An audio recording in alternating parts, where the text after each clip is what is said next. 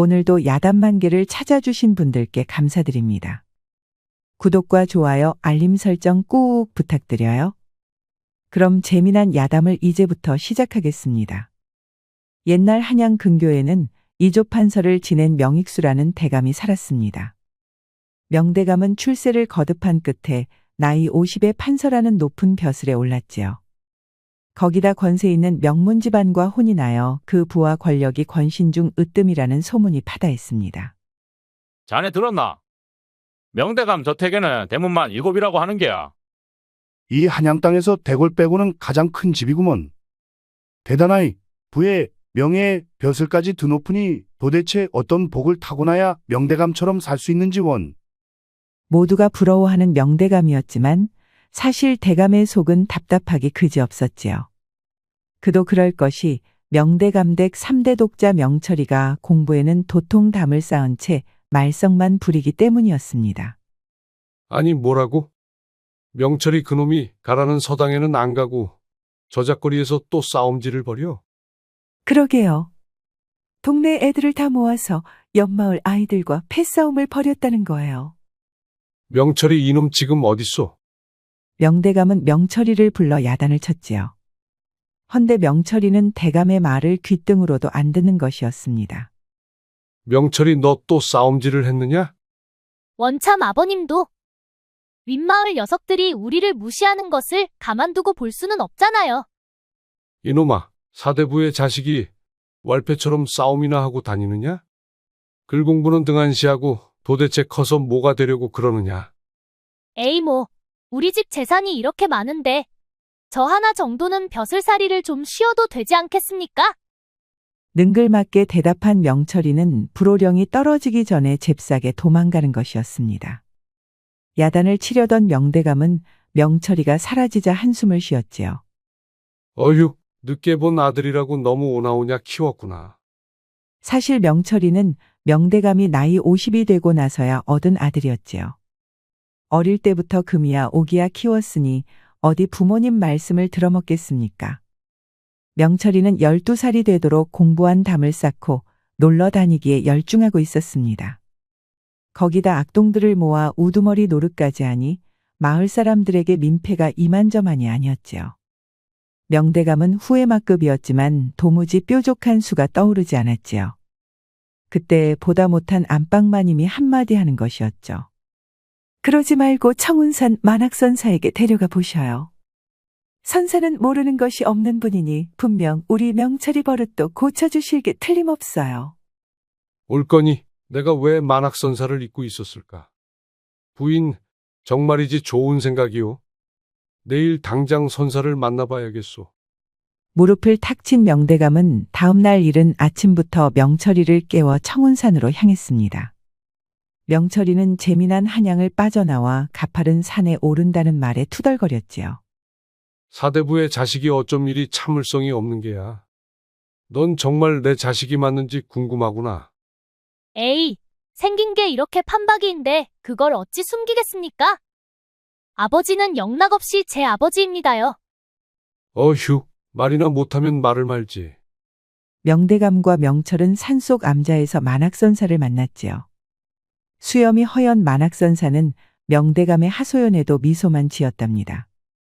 아드님 나이가 몇이라고 하셨지요? 올해로 12살이 외다. 벌써 공부를 시작해도 애저녁에 했어야 하는데 책은 거들떠도 안 보니 걱정이 태산 같구려. 명대감의 말에 만학선사는 명철이 쪽을 살폈지요. 앉아있기가 좀이 쑤셨던 명철이는 그새 마당에 나가 돌아다니고 있었답니다. 한참 동안 명철이를 지켜보던 선사는 이윽고 고개를 끄덕였지요. 알겠습니다. 제가 한번 가르쳐 보지요. 정말이요? 이거 큰 은혜를 입었소이다. 단 조건이 하나 있습니다. 선사는 아주 엄한 얼굴이었죠. 그게 무엇이요? 앞으로 7년, 이 7해 동안 아이를 맡아 가르칠 터이니 대감께서는 제 교육에 그 어떤 간섭도 하셔는 안 될 것입니다.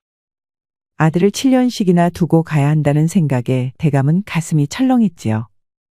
그래도 명철이의 앞날을 위해 눈을 질끈 감고 승낙했답니다. 하여 그날부로 명철이는 만학선사와 함께 살게 되었지요. 명철아, 이리 오거라. 앞으로 내가 널 가르칠 것이다. 그러나 명철이는 지루한 산속에서 7년을 보내야 한다는 말에 깜짝 놀랐습니다. 여기서 7회를 보낸다고요? 안 할 겁니다. 아니, 못 합니다. 기겁한 명철이는 자리에서 일어나 달아나려고 했지요. 허나 만학선사가 불러둔 스님들이 이미 문을 막고 있었답니다. 비켜라, 이 땡중들아. 감히 누구를 붙잡느냐? 내가 누굴 줄 알고. 누구긴 누구야. 공부는 안 하고 말썽만 피우는 망나니지. 스님들은 들은 척도 안 하고 명철이를 번쩍 들었답니다. 꼼짝없이 붙잡힌 명철이는 다시금 만학선사 앞에 끌려왔지요. 명철아, 사람이 짐승과 무엇이 다른지 아느냐? 짐승은 맞으면 왜 맞는 줄 모르지만 사람은 맞으면 버르장머리를 고치기 때문이란다. 만학선사는 박달나무로 만든 법봉으로 명철이의 볼기짝을 사정없이 후려쳤습니다. 아락바락 대들던 명철이는 한 30대쯤 맞자 싹싹 빌기 시작하였지요. 스님, 나 죽겠습니다. 여기서 더 맞았다간 사대부 집안 3대 독자의 명이 끊어질 것입니다. 걱정 말거라. 끊어지는 것은 네 못된 버릇뿐이니까. 자, 한 대 더 맞아라. 신나게 몽둥이 찜질을 당한 명철이는 바닥에 축 늘어졌지요. 알겠느냐? 집에서 그랬던 것처럼 버르장머리 없이 굴면 엄히 다스릴 것이니 그리 알 거라. 명철이는 선사가 시키는 대로 엉금엉금 기어가 책상 앞에 앉았습니다. 그렇게 명철이의 글 공부가 시작되었지요. 만학선사는 그야말로 모르는 것이 없었습니다.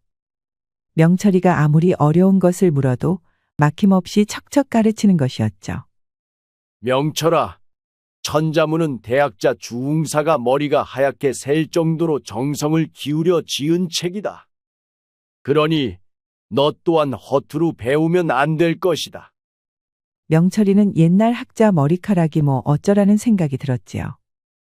허나 맞는 게 무서웠기에 군소리 없이 공부를 했답니다. 그래도 그 망나니 같은 성격이 어디 가겠습니까? 한 달쯤 지나니 또다시 공부가 하기 싫어 좀이 쑤셔왔지요. 명철아, 오늘은 내가 마을에 좀 다녀올 테니 그동안 공부한 내용을 전부 외우도록 하거라. 네, 스님. 기분 좋게 대답한 명철이는 속으로는 또다시 도망칠 궁리를 하였지요. 아무렴 이 산속에서 공부나 하면서 지내기엔 하고 싶은 것이 너무 많았습니다. 하여 명철이는 선사가 사라지자마자 곧바로 암자를 나섰답니다. 어휴, 이제야 이 지겨운 남자와도 이별이로구나. 잘 있거라, 나는 갈 테니. 명철이는 발걸음도 가볍게 산을 내려갔지요.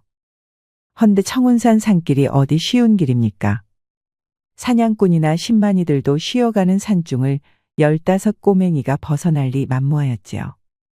2시간쯤 걸었더니 어느새 더욱 깊은 산속으로 들어오고 말았습니다. 큰일이다. 해가 어두워지고 있어. 이거 어쩌면 좋담. 명철이는 모골이 송연해졌습니다. 산속의 밤은 빨리 오는 법이지요. 거기다 날이 어두워지면서 주변에서는 산짐승들의 울음소리까지 들리니 어린 가슴이 벌벌 떨렸지요. 갈팡질팡 같은 곳을 맴돌던 명철이는 그만 힘이 다해 주저앉고 말았습니다. 아이고, 산속을 떠돌다 이렇게 죽게 생겼구나. 부처님, 상제님, 제발 저 좀 살려주십시오. 이 명철이는 하고 싶은 게 아직도 많습니다. 앞도 안 보이는 캄캄한 어둠 속에서 명철이는 손이 발이 되도록 빌었답니다. 그때였습니다. 그럼 앞으로는 열심히 공부하겠느냐? 하고 말고요. 열심히 할 테니 제발 살려주십시오. 응? 아니, 이 목소리는? 싹싹 빌던 명철이는 귓가에 들려온 목소리가 익숙하다는 것을 깨달았지요. 바로 만학선사였습니다. 선사님, 아니, 이 땡중아, 지금까지 지켜보면서 왜 구해주지 않았냔 말이다. 감히 나를 놀리려 하였느냐? 명철이 네가 뛰어봤자 부처님 손바닥이니라. 그나저나 여기서 퍼질 요량이면 기세 좋게 달아난 것이 아깝구나. 껄껄껄 웃어 제낀 만학선사는 명철이 머리에 꿀밤을 먹였지요. 마지막 힘을 짜낸 명철이는 선사에게 덤벼들었지만 또다시 흠씬 두들겨 맞고 말았지요. 아주 메타작을 제대로 당했답니다. 먼지나도록 두들겨 맞은 명철이는 만학선사에게 엎인 채 중얼거렸지요. 두고 보아라. 이 원한은 잊지 않겠다. 내가 기필코 복수해주마. 그러려무나. 헌데 나한테 복수하려면 까막눈이어서 되겠느냐? 그렇게 암자로 돌아온 명철이는 만학선사가 지켜보는 앞에서 공부를 해야 했지요. 결국 그날은 배운 것을 전부 외운 다음에야 잠이 들 수 있었답니다. 이 땡중 놈을 쓰러뜨리지 못하면 내가 아주 제명에 못 죽겠구나. 이놈을 어떻게 이기지? 명철이는 이불 속에서 이를 갈았습니다. 지금까지의 어른들은 명철이의 못된 꾀를 당해내지 못했거든요. 헌데 이 만학선사는 그야말로 강적이었지요. 마치 명철이의 머리 꼭대기에 있는 것 같았습니다.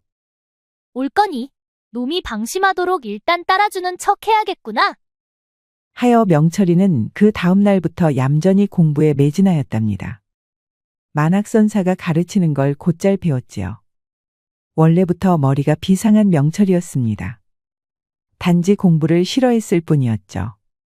그런 명철이가 작정하고 공부를 하니 그 실력이 놀랍도록 빠르게 늘었답니다.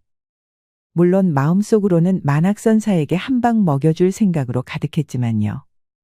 그렇게 1년이라는 세월이 지났지요. 그러던 어느 날이었습니다. 명철아, 이 스님은 앞으로 한 달간 행각을 나설 것이다. 돌아올 때까지 열심히 공부하도록 하여라. 행각은 스님들이라면 누구나 해야 하는 일이었습니다.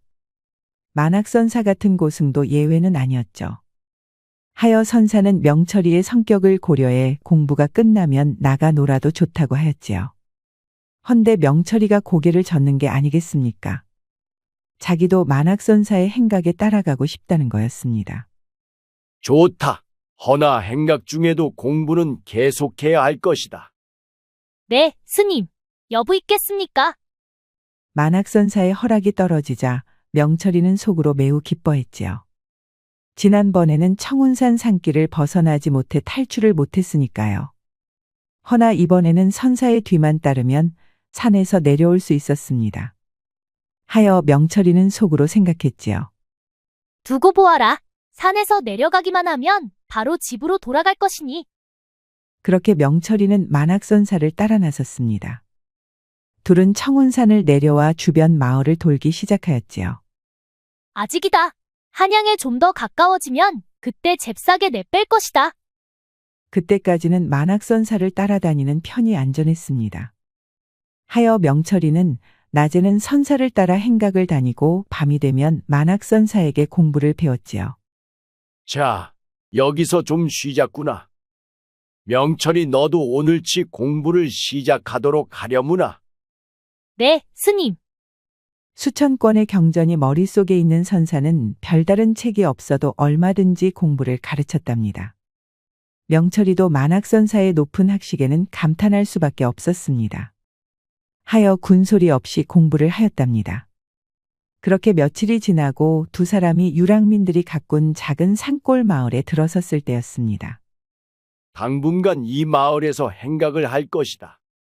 그러니 오늘은 날 따라다니지 않고 놀러 가도 좋다.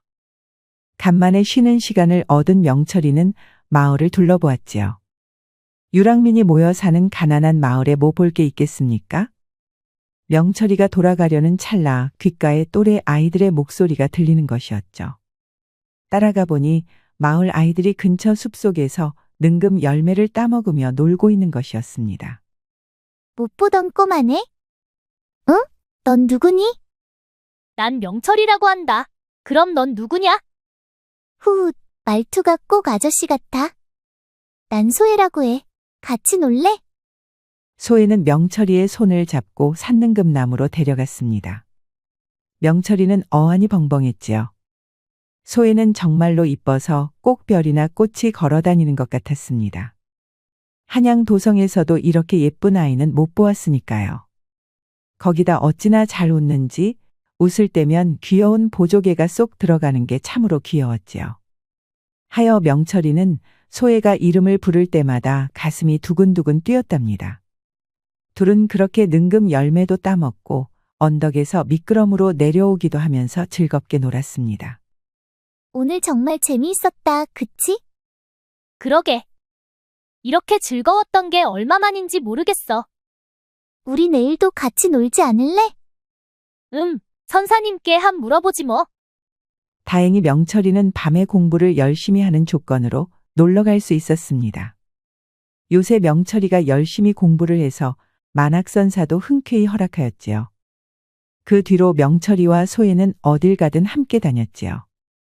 놀 게 없는 산골 마을이었지만 둘만 있으면 지루할 것이 없었습니다. 명철이와 소혜는 숲속에서 산딸기도 따먹고 차가운 개울에서 물장구도 쳤답니다.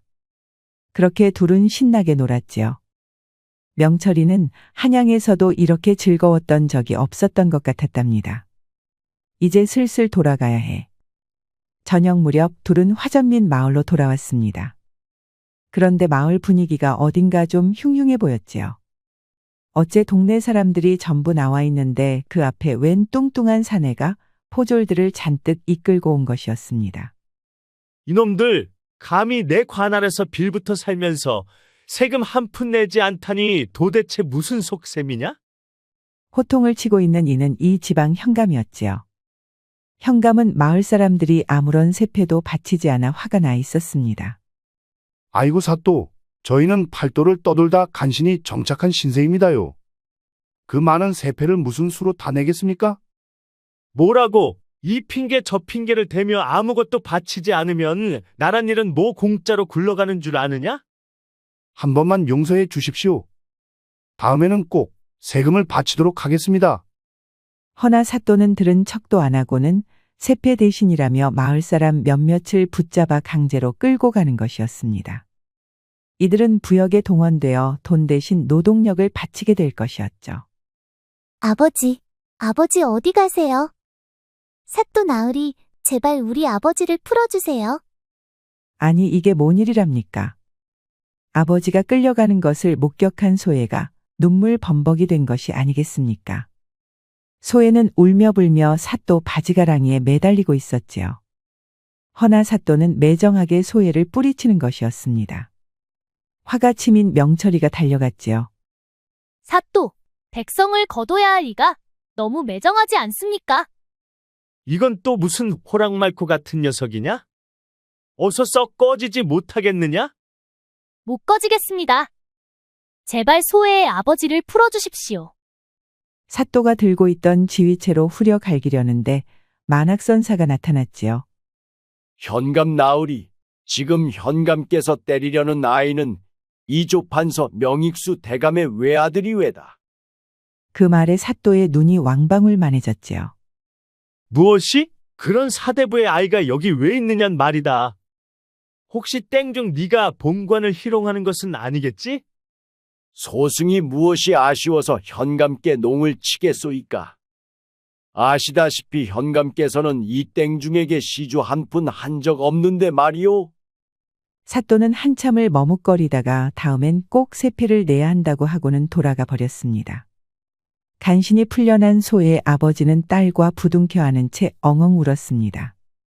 지켜보던 명철이는 더 이상 아무런 말도 못했지요. 아빠를 구해줘서 고마워. 명철 도련님. 그냥 명철이야. 내가 구한 게 아닌걸. 저기 저 선사님이 구하셨지. 그래도 네 덕이 커. 정말 고마워. 이 은혜를 어떻게 갚아야 할지 모르겠다, 정말. 괜찮아. 내일 또 같이 놀면 돼. 허나 소혜는 끝끝내 고개를 끄덕이지 못했지요. 명철이는 좀 이상했지만 날이 어두워진 탓에 만학선사와 숙소로 돌아왔답니다. 다음 날 일찌감치 명철이는 소혜를 찾았습니다.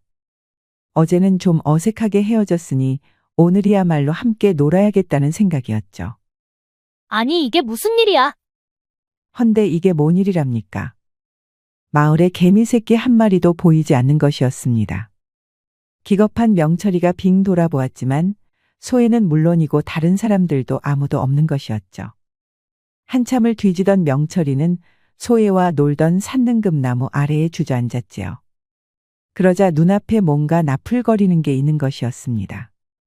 살펴보니 소에가 머리에 달고 다니던 빨간 댕기였습니다. 아마도 소에가 명철이를 위해 남겨둔 것 같았지요. 명철이는 댕기를 품에 안은 채 아무런 말도 하지 못했답니다. 조용히 숙소로 돌아온 명철이는 넋나간 사람처럼 앉아 있었지요. 명철아, 소혜가 어디 갔는지 궁금한 것이냐? 네, 마을 사람들까지 죄다 사라져버렸어요. 그래, 그럴 것 같았다. 선사님, 저는 이해가 가지 않습니다.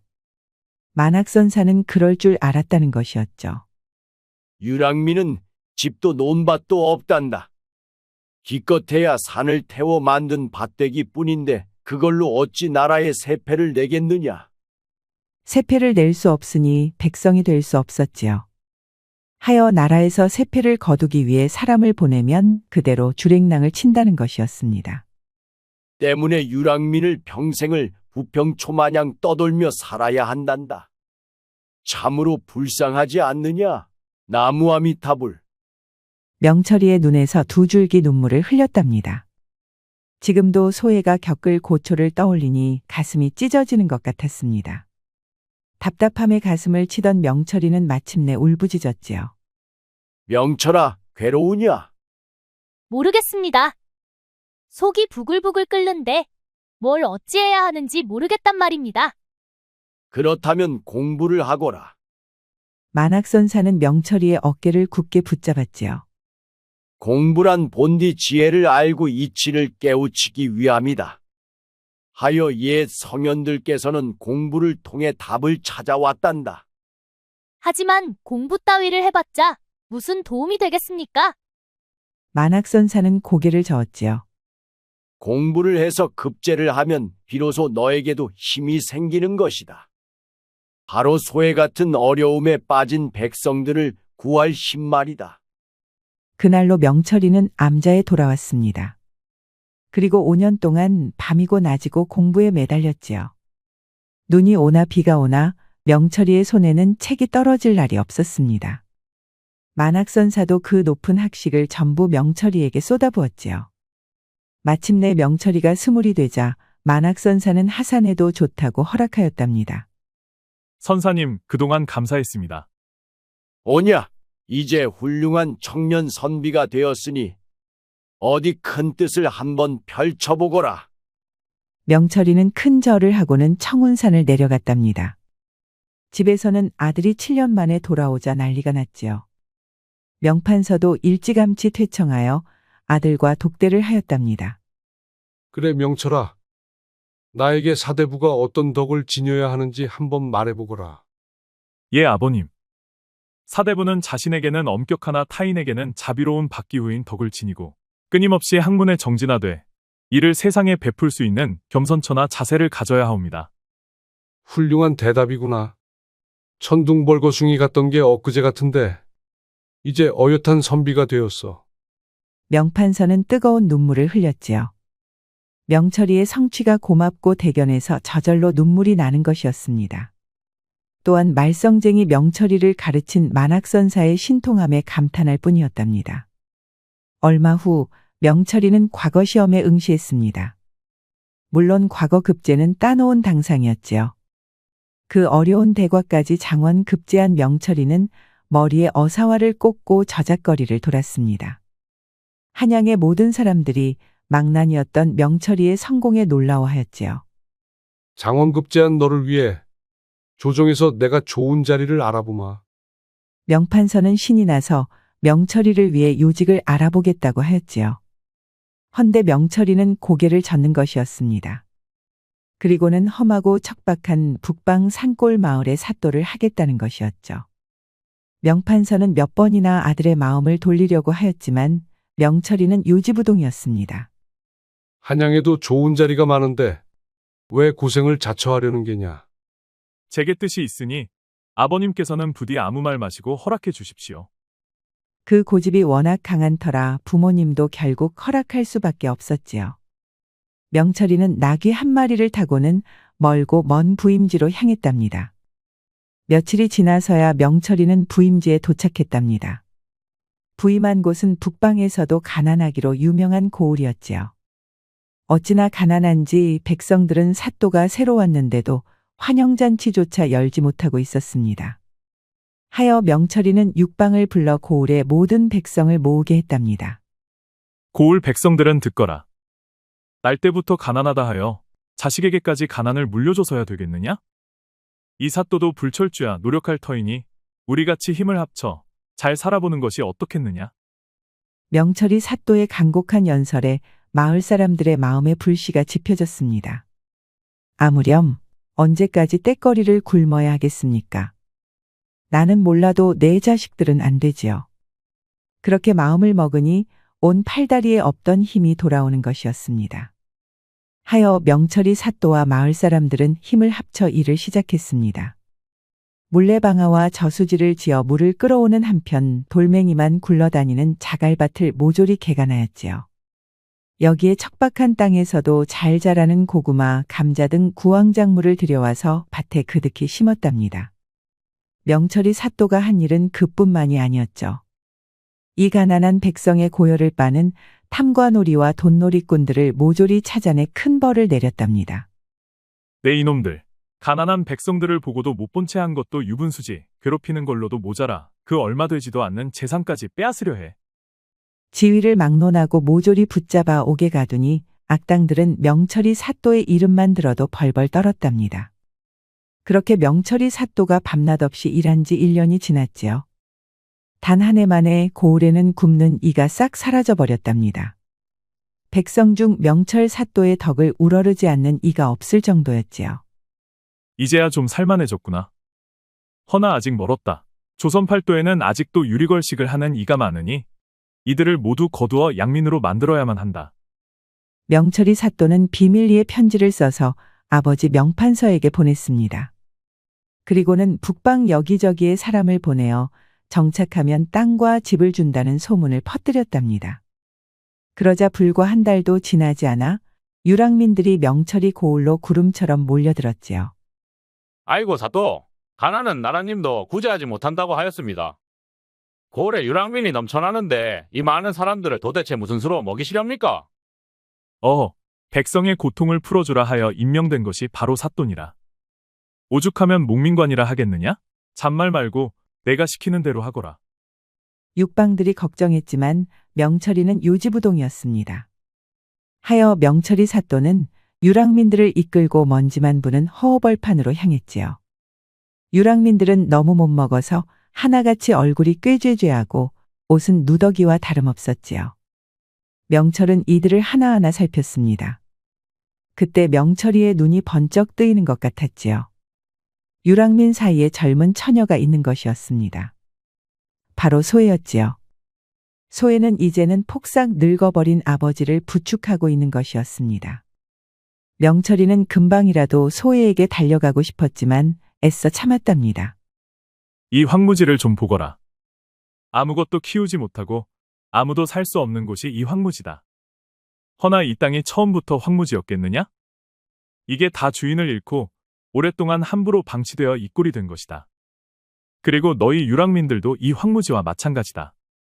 버림받았기에 집도절도 없이 부평초처럼 떠돌게 된 것이라 이 말이다.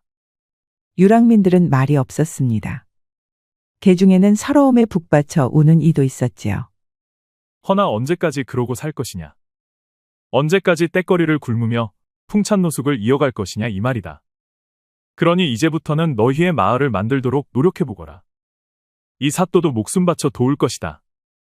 농기구가 없으면 기구를 빌려줄 것이고 당장 먹을 게 없으면 양식을 마련해 줄 것이다. 허나 유랑민들은 여전히 반신반의하였지요.